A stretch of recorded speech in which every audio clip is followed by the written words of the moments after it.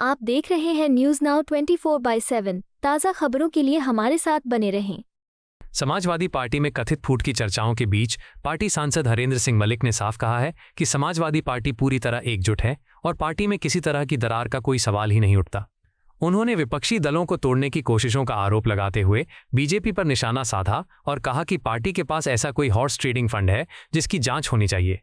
हरेंद्र सिंह मलिक ने कहा कि समाजवादी पार्टी के सभी नेता और कार्यकर्ता पार्टी नेतृत्व के साथ मजबूती से खड़े हैं।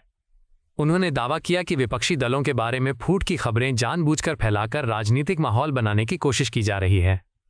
मलिक ने कहा कि समाजवादी पार्टी जनता के मुद्दों पर संघर्ष कर रही है और उसे कमजोर करने के लिए तरह तरह की अफवाहें फैलाई जा रही हैं।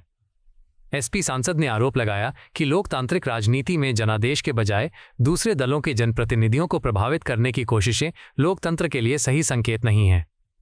उन्होंने कहा कि बीजेपी को जवाब देना चाहिए कि आखिर विपक्षी नेताओं को अपने पक्ष में लाने के लिए संसाधन कहां से आते हैं।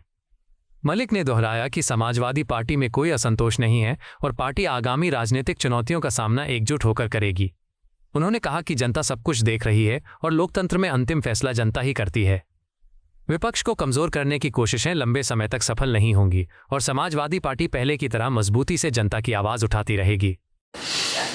समाजवादी पार्टी संगठन और संघर्ष की पार्टी है। ये कोई सत्ता की पार्टी नहीं। यहाँ संघर्ष के तपे हुए लोग हैं। वो किसान का दर्द, नौजवान का दर्द बखूबी पहचानते हैं, पीडीए का दर्द पहचानते हैं। तो समाजवादी पार्टी में टूट कर कोई मतलब ही पैदा नहीं होता, कोई प्रश्न पैदा नहीं होता। ये केवल लोगों को विचलित करने के लिए ऐसा कर रहे हैं। तो ऐसा कहीं नहीं होगा। देखिए बहन जी, ऐसा है,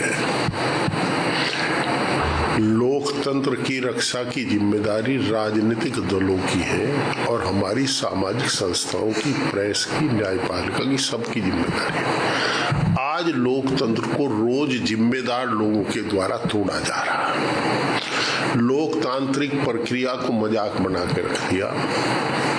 चुने हुए प्रतिनिधियों को हॉर्स ट्रेडिंग जिस प्रकार हो रही है, आपने हर जिले में कई करोड़ के दफ्तर बनाए, किसी ने नहीं पूछा पैसा कहां से आया। आप 5 स्टार कल्चर को राजनीति में ले आए, किसी ने नहीं पूछा पैसा कहां से आया। पर ये तो सवाल बनता है पूछने का, जो आप हॉर्स ट्रेडिंग कर रहे हैं, ये पैसा कहां से आ रहा है? देखिए, सारा देश बिक चुका। किसान परेशान है, नौजवान परेशान है, हमारी बहन बेटी परेशान है, बच्चे परेशान हैं। बच्चा क्या है, छोटा व्यापारी सबसे ज्यादा परेशान है। हम लोग कहाँ जा रहे हैं?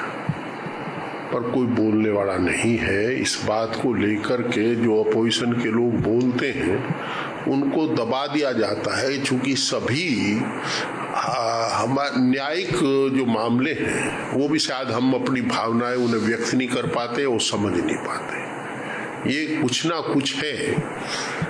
अब इलेक्शन कमीशन की जिम्मेदारी थी प्रत्येक मतदाता का मत बने और आपकी मत की अभिव्यक्ति कर सके।